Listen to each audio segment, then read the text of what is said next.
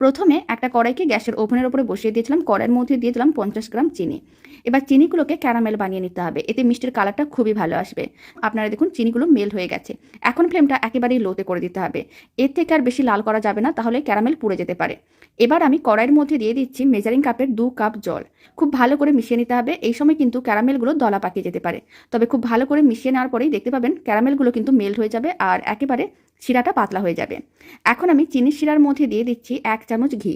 ঘিটা খুব ভালো করে মিশিয়ে নিতে হবে। আর এইভাবে যদি ঘিটা ভালো করে জলের সঙ্গে মানে চিনির শিরার সঙ্গে মিশিয়ে নেওয়া যায়, তাহলে মিশ্রণটা আর কড়াই নিচে আটকে যাবে না, খেতে ভালো লাগবে। 1 চিমটের মতন এলাচ গুঁড়ো দিয়ে দিলাম। আবারও খুব ভালো করে মিশিয়ে নিতে হবে। এখন ফ্লেমটা লোতে করে দিলাম। আর আমি দিয়ে দিলাম 1 কাপ গুঁড়ো দুধ। এখানে 150 গ্রামের মতন গুঁড়ো দুধ আছে।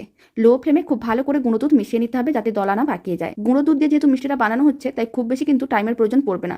খুব কম সময়ের মধ্যে মিশ্রণটা ঘন হয়ে যাবে আর মিষ্টির মিশ্রণটা রেডি হয়ে যাবে।